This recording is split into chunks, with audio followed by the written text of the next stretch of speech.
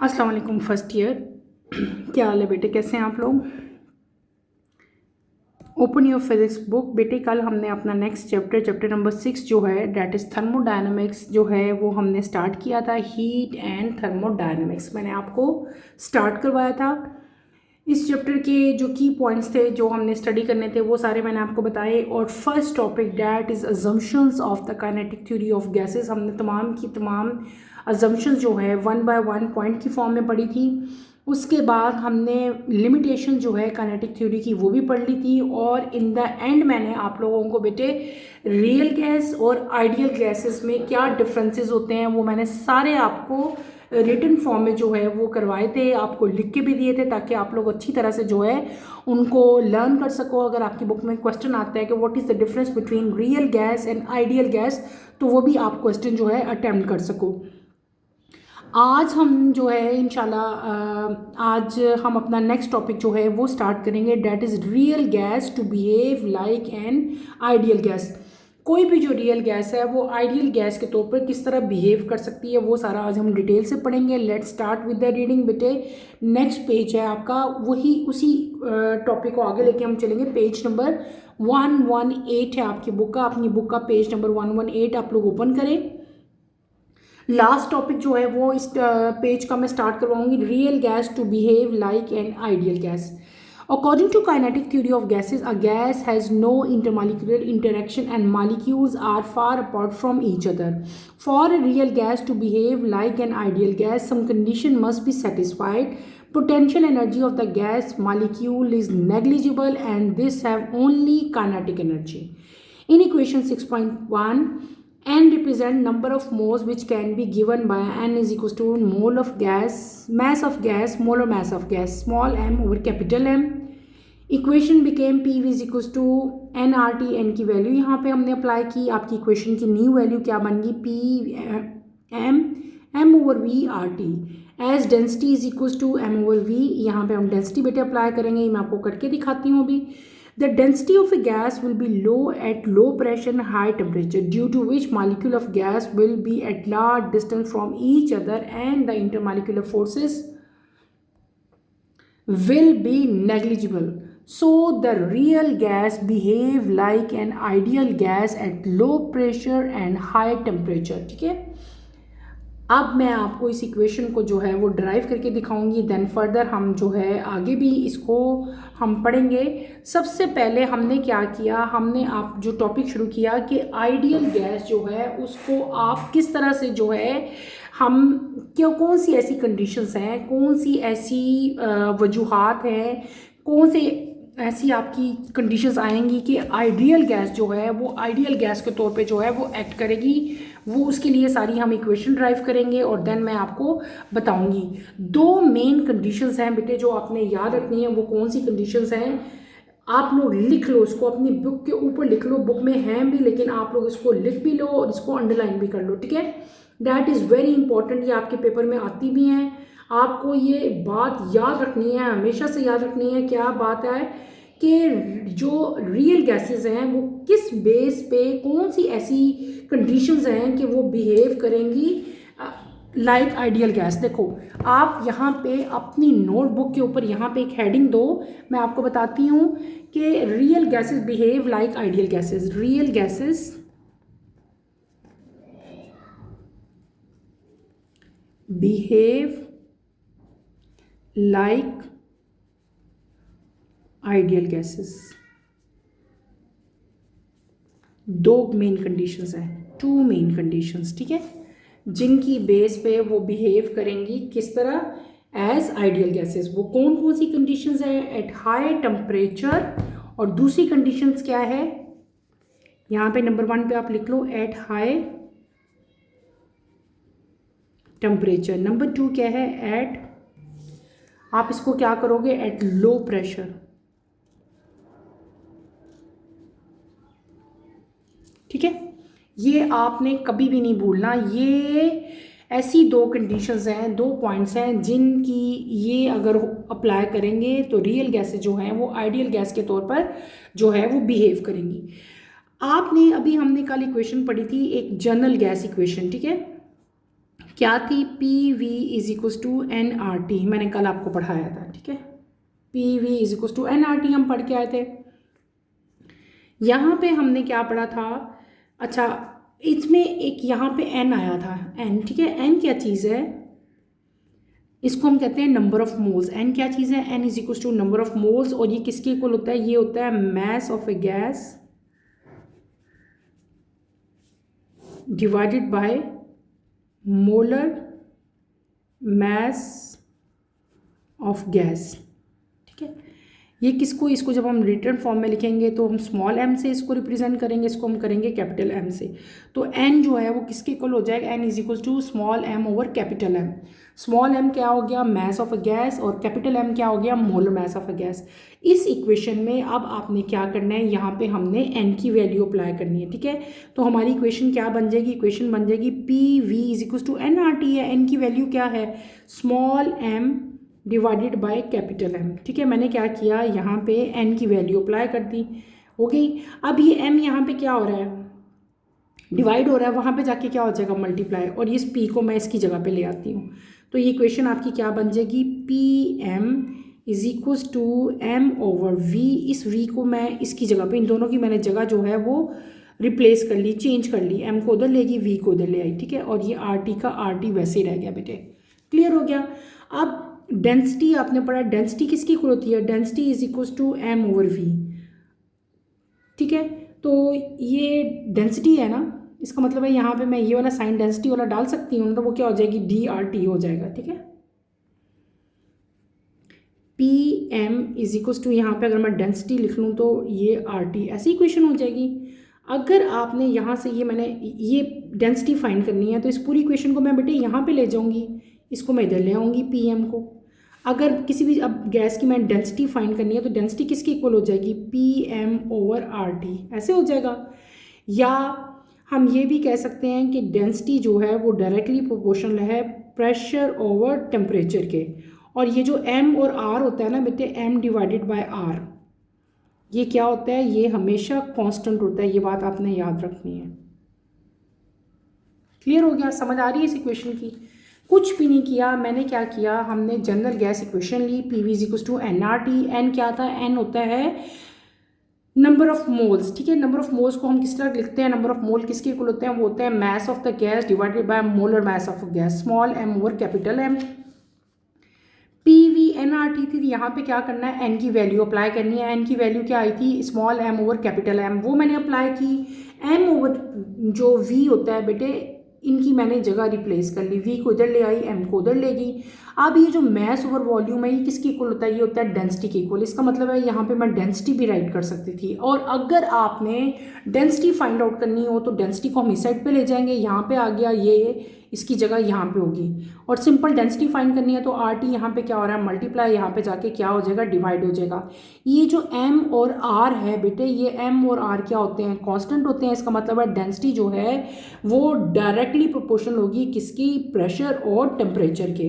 तो density of किसी भी गैस की जो डेंसिटी होती है वो लो होगी जब प्रेशर लो होगा और टेम्परेचर हाई होगा। देखो डेंसिटी जो है प्रेशर के डायरेक्टली प्रोपोर्शनल है ना, और टेम्परेचर के इन्वर्सली प्रोपोर्शनल है। इसका मतलब है डेंसिटी लो होगी जब प्रेशर लो होगा, डेंसिटी हाई होगी जब प्रेशर भी ज़्यादा होगा, ठीक है। क्योंकि ये दोनों डायरेक्टली प्रोपोर्शनल है, ये नीचे आ रही है, इसका मतलब है इन्वर्सली प्रोपोर्शनल है। तो इस पूरी इक्वेशन का मतलब क्या हुआ, इस पूरी इक्वेशन का मतलब ये हुआ कि किसी भी गैस की जो डेंसिटी है वो लो होगी, density will be low at low pressure and high temperature. जब डेंसिटी लो होगी, प्रेशर भी लो होगा, टेम्परेचर क्या हो जाएगा, हाई हो जाएगा, और एज ए रिजल्ट क्या होगा कि जो गैस के मॉलिक्यूल्स हैं वो एक दूसरे से दूर दूर हो जाएंगे, उनका डिस्टेंस एक दूसरे से बहुत ज़्यादा हो जाएगा, और उनकी इंटरमॉलिक्यूलर फोर्सेस जो हैं वो क्या हो जाएंगी, नेग्लिजिबल, यानी कि बिल्कुल ना होने के बराबर हो जाएंगी।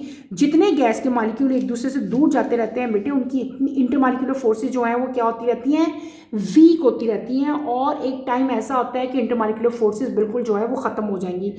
जब डेंसिटी लो होती है प्रेशर भी जो है वो डिक्रीज़ होता है, टेम्परेचर इंक्रीज़ होता है, इंटरमॉलिक्यूलर फोर्सेज जो है वो भी इनकी नेग्लिजिबल हो जाएंगी। तो इस केस में जब ये इक्वेशन ऐसी हमारे पास आ जाएगी तो रियल गैस जो है वो बिहेव करेगी एज आइडियल गैस। कब? जब प्रेशर लो होगा और टेम्परेचर इंक्रीज हो जाएगा। जब मैंने पहले भी आपको लिखवा दिया था कि जब टेम्परेचर हाई होगा, प्रेशर लो होगा, तो रियल गैस जो है वो बिहेव करेगी एज आइडियल गैस। क्लियर हो गया?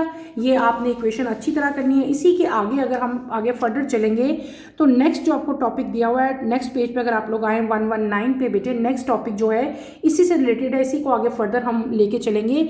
Ideal gas equation in terms of Boltzmann constant. ठीक है, for ideal gas PV is equals to nRT. Here n represent the number of moles of an ideal gas. It can be defined as the number of atom or molecules per unit Avogadro number. Avogadro number आपको पता है n is equals to 6.02 into 10 ratio power 23। Mathematically इसको हम कैसे right करते हैं? n is equals to capital N over small n। ये n क्या है? Number of moles. इसकी वैल्यू हम अप्लाई करेंगे इस इक्वेशन में, और आपकी क्या इक्वेशन आएगी बेटे ये भी मैं आपको राइट करके बताती हूँ। उसी इक्वेशन को हम लोग फर्दर लेके चलेंगे। हमने क्या करना है? आइडियल गैस इक्वेशन बतानी है इन टर्म्स ऑफ बोल्ट्जमैन कांस्टेंट। पहले हमने जनरल गैस जो वो तो पढ़ी थी ना, अब हम किसकी इक्वेशन पढ़ें? आइडियल गैस इक्वेशन पढ़ें, लेकिन इन टर्म्स ऑफ ये क्या है? बोल्ट्जमैन कांस्टेंट इसको कहते हैं, जो भी हम ड्राइव भी करेंगे। आपकी आइडियल गैस इक्वेशन बेटे क्या थी? आइडियल गैस हमारी इक्वेशन थी PV is equals to nRT। ये थी हमारी आइडियल गैस इक्वेशन। यहाँ पे जो हम n लेंगे वो किसके ऊपर लेंगे? Capital N over Na। पहले हमने n क्या लिया था ऊपर, जब हम ये वाली कर रहे थे दूसरी वाली, हमने n लिया था m ओवर m के। ठीक है, अब हम n किसके ऊपर ले रहे हैं? Capital N over Na। ये जो n है बेटे ये क्या है? Number of moles of ideal gas. ये स्मॉल n किसको रिप्रेजेंट कर रहा है? Number of moles of ideal gas. Capital N जो है ये क्या चीज़ है? आपका जो कैपिटल N है वो सिंपली आपके पास नंबर ऑफ एटम्स हैं मॉलिक्यूल्स में, और ये वाला n, और ये वाला Na जो है ये क्या है? एवोगेड्रो नंबर है। ये वाला n क्या है? ये 3n है आपके पास। दोबारा सुनो, ये स्मॉल n है, ये क्या है? Number of moles of ideal gas. Capital N क्या चीज़ है? Number of atoms.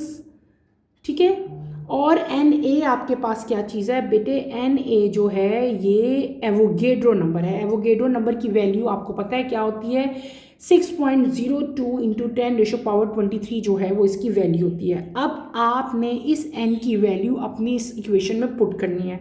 तो मेरी इक्वेशन क्या बन जाएगी बेटे? ये बन जाएगी, हम क्या लिखेंगे यहाँ पे? PV is equals to n की जगह इसकी वैल्यू लगाओगे। वैल्यू क्या है? n divided by capital Na, और साथ क्या आ जाएगा? RT आ जाएगा। क्लियर हो गया? अच्छा, अब ये जो R डिवाइडेड बाय Na होता है ना, R डिवाइडेड बाय n, ये किसके इक्वल होता है? इसको हम लोग कहते हैं, ये जो हमने अभी ये R है ये Na है, ये जो अगर मैं R के नीचे Na लिखूं तो बेटे इस ये क्या होता है? ये एक कांस्टेंट होता है। क्या होता है? एक constant. This is known as constant, और इस कांस्टेंट को हम लोग क्या कहते हैं? KB। ठीक है, इस कांस्टेंट को, इस कांस्टेंट की बात मैं कर रही हूँ। दिस इज अ कांस्टेंट, और इस कांस्टेंट को क्या कहते हैं? इसको लिखते कैसे हैं? KB। इसका नाम होता है बोल्ट्जमैन कांस्टेंट। क्या कहते हैं इसको? हम लोग बोल्ट्जमैन कांस्टेंट कहते हैं। ठीक है, इसका मतलब है कि बोल्ट्जमैन कांस्टेंट यहाँ पे अगर मैं लिखूँगी ये स्मॉल k और यहाँ पे साथ में B आ जाएगा, R डिवाइडेड बाय Na। ठीक है, और अगर यहाँ पे R और Na की वैल्यू, R भी आपको पता है और Na की वैल्यू भी आपको पता है। R कांस्टेंट है ना, हमने कल पढ़ा था 8.nRT जब हम लोग पढ़ के आए थे, तो वहाँ पे मैंने आपको R की वैल्यू बताई थी कि R जो है वो एक कांस्टेंट होता है। और उसके बाद अगर इसकी वैल्यू पुट करो और Na की वैल्यू पुट करो, जब इन दोनों को डिवाइड करेंगे तो हमारे पास जो है ये जो हमारा कांस्टेंट है that is known as Boltzmann constant, उसकी वैल्यू क्या आ जाएगी बेटे? उसकी वैल्यू आएगी 1.38 इंटू 10 रेशो पावर -23 जूल पर। ठीक है, ये इसकी वैल्यू आ जाएगी। अब अगर आपकी जो इक्वेशन है, ये जो इक्वेशन हमारी आई है कि KB, अगर KB मैं इस इक्वेशन में पुट करती हूँ, ये जो हमारी टोटल इक्वेशन थी, R ओवर Na किसके इक्वल आया था? KB के इक्वल आया था। मैं यहाँ पे KB राइट करूँगी तो हमारी इक्वेशन क्या बन जाएगी? ये बन जाएगी P V is equals to N, और ये आर और एन ए किसके बराबर था, के बी। इसका मतलब है यहाँ पे मैं के बी राइट कर सकती हूँ और साथ टी का टी आ जाएगा, ठीक है। तो ये आपकी आइडियल गैस इक्वेशन आएगी इन terms of Boltzmann constant. In terms of Boltzmann constant कुछ भी नहीं किया, यहाँ पे हमने क्या कहा था कि जो आर डिवाइडेड बाय एन है ये क्या चीज़ होती है, ये एक कांस्टेंट होता है। उस कांस्टेंट को हम लोग क्या कहते हैं, बोल्ट्जमैन कांस्टेंट कहते हैं। उसको राइट कैसे कहते हैं, के बी। इसका मतलब है R divided by N A की जगह मैं के बी राइट कर सकती थी, मैंने वो राइट किया, टी का टी आ गया। तो आपकी जो इक्वेशन बन गई वो क्या बन गई, P V is equal to N K B साथ टी आ गया। और इस इक्वेशन को बेटे क्या कहते हैं, this is ideal gas equation in terms of Boltzmann constant, ठीक है। क्लियर हो गया, ये हमारी जो है एक नई इक्वेशन बन गई। और जो मैंने आपको ऊपर राइट करवाया था ना, वो मैंने आपकी बुक में भी लिखा हुआ है बेटे, मैंने अभी मेरी उस पर नज़र पड़ी है। ये यहाँ पे फॉर योर इन्फॉर्मेशन, अगर आप यहाँ पे देखो आपकी बुक के पेज पे यहाँ पे लिखा हुआ है for your information, real gas approach ideas behaviour under low pressure and high temperature. कि रियल गैसेज जो हैं आइडियल गैस के तौर पर कब बिहेव करेंगी, जब प्रेशर जो है वो लो होगा और टेम्परेचर जो है वो हाई हो जाएगा। इसको आप लोग अंडरलाइन कर लें। क्लियर हो गया, ये टॉपिक हमारा हो गया कंप्लीट। हम आते हैं नेक्स्ट आपको यहाँ पे एक न्यूमेरिकल दिया हुआ है, एग्जाम्पल दी हुई है 6.1। 1 mole of N ideal gas is a temperature आपको दिया हुआ है और आपको कितना बताया हुआ है, 1 मोल दिया हुआ है। बोल्ट्जमैन कांस्टेंट की वैल्यू आपको दे दी है, वो तो कांस्टेंट है, उसकी वैल्यू तो हमेशा सेम ही रहेगी, ठीक है। Calculate the volume of a gas at A pressure of 1 Atmos temperature. आपको प्रेशर जो है वो 1 एटमॉस दिया, 1 एटमॉस कितने पैस्कल के इक्वल होता है, वो भी हमारा कांस्टेंट ही रहता है। इक्वेशन पुट करनी है हमने, P V is equal to n R T. यहाँ पे आर जो है वो किसके इक्वल है, R is equal to N, ये वाला आर, ये जो आर है, आर फाइंड करना हो तो इन दोनों को मल्टीप्लाई करेंगे ना, ये दोनों क्रॉस मल्टीप्लाई हो जाएंगे। देखिए ये ऊपर लिखी भी हुई है इक्वेशन बेटे, ये इक्वेशन, ये this one, K B is equal to R N A. तो अगर आर फाइंड करना है तो इन दोनों को मैं मल्टीप्लाई कर लूँगी, क्योंकि इन दोनों की वैल्यूज़ हमारे पास होती हैं, कांस्टेंट है। तो हम क्या करेंगे, आर फाइंड कर लेंगे, R is equal to N A into K B. और के बी यहाँ पे आपको कांस्टेंट पता है, के बी आपको ये पता होता है, ठीक है। अगर हमने वॉल्यूम फाइंड करना है तो वी यहाँ पे रहेगा, ये पी यहाँ पे मल्टीप्लाई है, वहाँ पे जाके क्या हो जाएगा, डिवाइड हो जाएगा।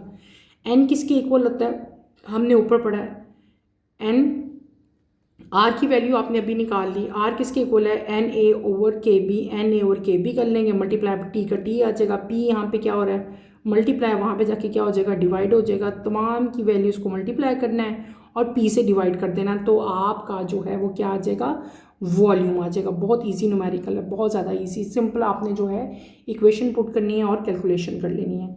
नेक्स्ट आप लोग आओ पेज नंबर 120 पे, ठीक है। हमने पढ़ने हैं गैस लॉज, ठीक है। 3 यहाँ पे गैस लॉज आपकी बुक में जो है वो दिए हुए हैं और इन तीनों को 1 बाय 1 जो है हम पढ़ेंगे। There are some variable state function that describe quantity of gas which include pressure, volume, temperature, P, V and T with change in one variable, the second variable changes while the third is kept constant. The law that relate these variables mutually for an ideal gas are termed as gas laws. gas laws क्या हैं बेटे, कुछ variables हैं, उसमें कौन कौन से आते हैं वेरिएबल्स, एक होता है वॉल्यूम, एक होगा प्रेशर और एक होगा टेम्परेचर, ठीक है। एक वेरिएबल के चेंज होने से दूसरा वेरिएबल भी चेंज होता है और जो थर्ड वेरिएबल है उसको हम लोग क्या रखेंगे, कांस्टेंट रखेंगे। और ये तीनों लॉज जो हैं ये इनको कंबाइनली हम लोग क्या कहते हैं, गैस लॉज कहते हैं। 1 बाय 1 आप इनको पढ़ेंगे। सबसे पहला लॉ जो आपका आता है that is known as Boyle's law. क्या कहते हैं उसको, बॉयल्स लॉ कहते हैं। This law was introduced by Robert Boyle in 1662 and it provided a relationship between pressure and volume of a gas at constant temperature. It is stated that for a fixed mass of an ideal gas, the pressure P exerted by a gas varies inversely with volume V occupied the gas at constant temperature. Mathematically, P is directly proportional to 1 over P at constant temperature. मैं आपको इसको लिख के जो है वो अच्छी तरह से एक्सप्लेन करती हूँ। हमारे पास क्या हम लोग पढ़े हैं gas laws. There are 3 gas laws, ठीक है। तो उसमें से पहला लॉ जो बॉयज़ लॉ है वो हम लोग अभी स्टडी कर रहे हैं। बॉयज़ लॉ क्या है, उसकी स्टेटमेंट क्या है बेटे। बॉयज़ लॉ क्या है, ये एक साइंटिस्ट है जिसका नाम है रॉबर्ट बॉयल। उसने जो है ये लॉ जो है उसको बताया। इसने एक रिलेशनशिप प्रोवाइड कर दी किसके, प्रेशर और वॉल्यूम के दरमियान में। इस लॉ में किस वेरिएबल के दरमियान में रिलेशनशिप आ रहा है, प्रेशर और वॉल्यूम के दरमियान में, और चीज़ वेरिएबल कांस्टेंट कौन सा रह रहा है, टेम्परेचर। ठीक है, इसके मुताबिक ये जो लॉ है बॉयज़ लॉ जो है, इसके मुताबिक क्या है कि जो प्रेशर जो गैस का है वो इन्वर्सली प्रोपोर्शन होता है किसके, वॉल्यूम के। कब, जब के उसका टेम्परेचर जो है वो कांस्टेंट होगा। 3 वेरिएबल्स, हर लॉ में 3 वेरिएबल्स ही पढ़ने हैं, प्रेशर, टेम्परेचर और वॉल्यूम। बॉयज़ लॉ में क्या होगा, बॉयज़ लॉ का मतलब क्या है कि P is directly portion to 1/V। ठीक है, जब आपका कांस्टेंट क्या होगा, एट कांस्टेंट टेम्परेचर जो है वो कांस्टेंट लेंगे पहले लॉ में हम लोग। इसका मतलब क्या हो गया, प्रेशर जो है वो इन्वर्सली प्रोपोर्शन है किसके, वॉल्यूम के। ठीक है, अब ये कांस्टेंट है, इस डायरेक्टली के साइन को हम कांस्टेंट से रिप्रेजेंट कर लेते हैं। यहाँ पे हम लोग क्या राइट कर लेते हैं बेटे, कांस्टेंट 1/V। और इसको V यहाँ पे क्या हो रहा है, मल्टीप्लाई, वहाँ पे डिवाइड हो रहा है, वहाँ पे जाके क्या हो जाएगा, multiply, PV is equals to constant. ये क्या हो गया, this is your Boyle's law. इसको मतलब ये भी P1 V1 is equals to P2 V2 and so on. और ग्राफिकली इसको रिप्रेजेंट कैसे करेंगे हम लोग, क्योंकि ये इन्वर्सली पोर्शन है, एक चीज़ के इंक्रीज़ होने से दूसरी चीज़ जो है डिक्रीज़ होती है। ठीक है, यहाँ पे y एक्सिस में हम P को शो करते हैं, x एक्सिस में हम लोग V को शो करते हैं। दिस इज़ योर ओरिजिन, ये P1 V1 है और ये क्या है, P2 V2। क्लियर हो गया। हमने क्या पढ़ लिया, हमने पढ़ लिया बॉयज़ लॉ। बॉयज़ लॉ क्या है कि प्रेशर जो है, जो कोई भी गैस एग्जर्ट करी है, that is inversely proportion to volume at constant temperature. तो इसके साइन को हम लोग कांस्टेंट से रिप्रेजेंट करते हैं। तो PV is equal to constant, P1 is equal to P2 V2 and so on. ये ऐसे ही आगे फर्दर जो है चलता रहेगा, P3 V3। ये हमने क्या पढ़ लिया, ये हमने पढ़ लिया बॉयज़ लॉ, और ये बॉयज़ लॉ की ग्राफिकल रिप्रेजेंटेशन है। नेक्स्ट लॉ आपका आता है चार्ल्स लॉ। हम जो नेक्स्ट लॉ भी स्टडी करेंगे that is known as Charles law. Charles law जो है वो Charles law relate volume and temperature of an ideal gas for a fixed mass at constant pressure. This law was formulated in 1870 by a French physicist Jacques Charles. It states that volume of a given mass of a gas at constant pressure is directly proportional to the absolute temperature. Mathematically, V is directly proportional to T at constant pressure. V over T is equals to constant. V1 T1 is equals to V2 over T2. Second law हमने क्या पढ़ लिया, second law is known as Charles law. ठीक है, scientist का नाम जो होता है चार्ल्स लॉ, उसकी बेस पे ही लॉ का नाम भी हमने क्या रख दिया, चार्ल्स लॉ रखा। ये हमारा नंबर 1 लॉ था। अब हम क्या पढ़े हैं, नंबर 2। नंबर 2 क्या है कि किसी भी गैस जो है, इसमें 2 कांस्टेंट जो हैं, 2 वेरिएबल जो हैं वो एक दूसरे के साथ आ रहे हैं। कौन से, वॉल्यूम और टेम्परेचर। और यहाँ पे कांस्टेंट क्या चीज़ लेंगे हम लोग, प्रेशर को कांस्टेंट ले लेंगे। पहले हमने किसको कांस्टेंट लिया था, टेम्परेचर को। अब किसको लेंगे, प्रेशर को। इस लॉ की स्टेटमेंट क्या है कि किसी भी गैस का जो वॉल्यूम है, जब प्रेशर कांस्टेंट होगा तो वॉल्यूम डायरेक्टली प्रोपोर्शनल होगा किसके, एब्सोल्यूट टेम्परेचर के। यानी कि इसको मैथमेटिकली कैसे राइट करेंगे कि वॉल्यूम जो है वो डायरेक्टली प्रोपोर्शनल होगा किसके, टेम्परेचर के एट कांस्टेंट प्रेशर। ठीक है, तो यहाँ पे आपको पता है कि डायरेक्टली के साइन को हम लोग किससे रिप्रेजेंट कर लेते हैं, कांस्टेंट से। मैं ऐसे डायरेक्ट लिखती हूँ ताकि आप लोगों को समझ आ दे। कांस्टेंट T आ गया। अब T यहाँ पे मल्टीप्लाई आ रहा है, यहाँ पे आके क्या हो जाएगा, डिवाइड हो जाएगा। ये क्या हो जाएगा, कांस्टेंट। ठीक है, या इसको हम ऐसे भी राइट कर सकते हैं, V1 divided by T1, V2 is equals to T2। और अगर हम इसको ग्राफिकली रिप्रेजेंट करेंगे तो हम किस तरह करेंगे बेटे, उसी तरह यहाँ पे क्या आप लोग शो करोगे, प्रेशर वॉल्यूम आएगा। यहाँ पे क्या आता है बेटे, यहाँ पे टेम्परेचर को हम मेंशन करेंगे। यहाँ का जो ग्राफ बनेगा वो समवट ऐसा ग्राफ बनेगा। ठीक है, यहाँ से टेम्परेचर शुरू होगा 273 डिग्री सेंटीग्रेड से। ठीक है, ग्राफिकली रिप्रेजेंटेशन चार्ल्स लॉ की ऐसे आप लोग ड्रॉ करोगे। इसका मतलब ये हुआ कि किसी भी गैस का जो वॉल्यूम है वो डायरेक्टली प्रोपोर्शनल होता है उसके टेम्परेचर, एब्सोल्यूट टेम्परेचर पे एट कांस्टेंट प्रेशर। टेम्परेचर के साथ आपने एब्सोल्यूट टेम्परेचर जो है उसको लाजमी मेंशन करना है, ठीक है। डायरेक्टली के साइन को हमने कांस्टेंट से रिप्रेजेंट कर लिया, टी यहाँ पे मल्टीप्लाई हो रहा है, वहाँ पे जाके क्या हो जाएगा, डिवाइड हो जाएगा, फिर V1 T1 is equal to V2 T2, और ये क्या होगी, ये इसकी ग्राफिकली रिप्रेजेंटेशन होगी। नेक्स्ट हम चलते हैं अपने थर्ड लॉ की तरफ। थर्ड लॉ आपको क्या दिया हुआ है, गे-लुसाक लॉ इसका नाम है, ठीक है, ये L है। It is stated that for a fixed mass of an ideal gas, the pressure exerted by a gas varies directly with absolute temperature of the gas at constant volume. P is directly proportional to T at constant volume. P is equals to constant T. P over T is equals to constant और P1 T1 is equals to P2 3 2। Graphically इसकी representation ऐसी है। Third law हमने पढ़ा, third law जो है that is known as Gay Lussac law, ठीक है। ये लॉ के मुताबिक किसी भी गैस का जो प्रेशर है वो डायरेक्टली प्रोपोर्शन है, आइडियल गैस का जो है ना, जो प्रेशर है वो डायरेक्टली प्रोपोर्शन है उसके एब्सोल्यूट टेम्परेचर पे, जब हम वॉल्यूम को जो है वो कांस्टेंट लेंगे। तो इसको हम लोग किस तरह राइट करेंगे बेटे, इसको आप लोग ऐसे राइट करोगे, हमने दो लॉस पढ़ लिया, हम क्या कर रहे हैं अब थर्ड वन करें, ठीक है। यहाँ पे हम अगर 3 लिखते हैं, थर्ड वन करेंगे तो क्या हो जाएगा, ये आपका P is directly proportional to T at constant pressure। Constant इसके साइन को हम किससे रिप्रेजेंट कर लेते हैं, कांस्टेंट से। P is equals to constant, क्या हो गया, कांस्टेंट T। तो ये क्या हो जाएगा बेटे, मैंने आपको कहा ना डायरेक्टली के साइन को हम कांस्टेंट से रिप्रेजेंट कर लेंगे, तो टी यहाँ पे क्या हो रहा है, मल्टीप्लाई, यहाँ पे आके क्या हो जाएगा, डिवाइड, ठीक है, इज इक्वल्स टू कांस्टेंट। तो ये क्या आ जाएगा, P1 divided by T1 is equals to P2 divided by T2। और इसकी जो ग्राफिकली रिप्रेजेंटेशन है वो बहुत सिंपल है। यहाँ पे आप लोग क्या मेंशन करोगे, प्रेशर, यहाँ पे क्या मेंशन करोगे, टेम्परेचर, और ये स्ट्रेट लाइन ग्राफ बनेगा, ठीक है, और कुछ नहीं है इसमें। तो बेटे हमने क्या पढ़ लिए, हमने 3 लॉ जो है वो कंप्लीट किए, ठीक है। और इन तीनों लॉज को कंबाइनली हम लोग क्या कहते हैं, they are combinedly known as gas laws, Boyle's law, Charles law और गे-लुसाक लॉ जो है वो हमने पढ़ा। और मैंने आपको बताया था कि इन तीनों लॉज में हम लोग 3 वेरिएबल्स लेंगे, एक लेंगे प्रेशर, एक लेंगे वॉल्यूम और एक लेंगे टेम्परेचर।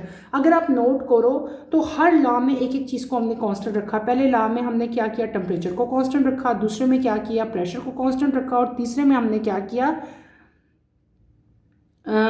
तीसरे में भी हमने क्या किया बेटे, इसमें हमने एब्सोल्यूट वॉल्यूम, यहाँ पे वॉल्यूम रखना था, सॉरी मैंने गलत लिख दिया, ओ हो, ये बेटे वॉल्यूम है, वी है।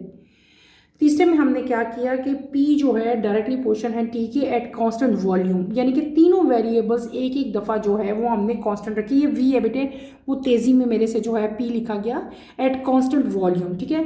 तो ये तीनों लॉज हमने कंप्लीट कर लिए, Boyle's law, Charles law and Gay Lussac law जो है ये आपने अच्छी तरह से इनको स्टडी करना है। और इसमें कोई प्रॉब्लम होती है, कोई मुश्किल होती है, feel free to ask any question. हमने अपने तीनों गैस लॉज जो है एक ये मतलब टोटल गैस लॉ उसके अंदर 3 लॉज जो हैं वो आए, वो मैंने आपको सारे ड्राइव करवाए, और उनकी जो ग्राफिकल रिप्रेजेंटेशन है वो भी मैंने आपको जो है वो कंप्लीट करवा दी। ये आपने अच्छी तरह से करनी है, इसमें कोई प्रॉब्लम होता है, कोई मुश्किल होती है तो feel free to ask any question.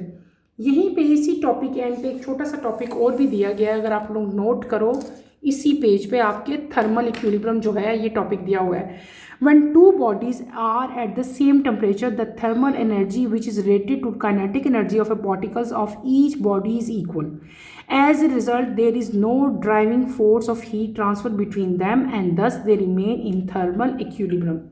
Thermal equilibrium जो है वो कैसे आता है, कैसे प्रोड्यूस होगा, कब ये इक्विलिब्रियम होगा, जब दो बॉडीज़, कोई सी भी दो बॉडी जिनका टेम्परेचर बेटे सेम हो, क्या हो, जिनका टेम्परेचर सेम हो, उनकी थर्मल एनर्जी जो है, थर्मल एनर्जी क्या होती है, काइनेटिक एनर्जी होती है, ठीक है। काइनेटिक एनर्जी को हम लोग थर्मल एनर्जी भी कहते हैं अगर उनकी थर्मल एनर्जी बॉडी की इक्वल हो जाए, ठीक है, टेम्परेचर भी सेम है, थर्मल बॉडी एनर्जी जो है वही बॉडी की इक्वल हो जाती है सेम टेम्परेचर पे, तो उसके रिजल्ट से क्या होता है कि उनके दरमियान में कोई भी जो है फोर्स प्रोड्यूस नहीं होती, हीट ट्रांसफ़र उनके दरमियान में हीट ट्रांसफ़र करने के लिए ना कोई भी ड्राइविंग फोर्स जो है वो प्रोड्यूस नहीं होती। इस पॉइंट को हम लोग क्या कहते हैं, जब ये पॉइंट आ जाता है, this point is known as thermal equilibrium. क्या कहेंगे? थर्मल इक्विलिब्रियम कहेंगे। यानी कि जब दो बॉडीज जिनका टेम्परेचर सेम होगा, थर्मल एनर्जी जो है उनकी वो क्या हो जाएगी, बॉडीज़ की इक्वल हो जाएगी। इस पॉइंट पे there is no driving force, यानी कि ऐसी कोई फोर्स नहीं होगी जो कि इनके दरमियान में, दोनों बॉडीज़ के दरमियान में हीट को ट्रांसफ़र कर सके। तो ऐसे पॉइंट को जब हीट ट्रांसफ़र इन दोनों बॉडीज़ में नहीं होगी तो उसको हम लोग क्या कहते हैं, they are in thermal equilibrium. यहाँ पे नीचे आपको थर्मल इक्विलिब्रियम की एग्जांपल्स दी हुई हैं। When we put a metal spoon into hot cup of coffee, initially the coffee is hotter than the spoon, over time heat flows from the coffee to the spoon, eventually the coffee and the spoon reach the same temperature. Thermal equilibrium is achieved at this point. There is no net heat flow between the coffee and the spoon and they are said to be in thermal equilibrium.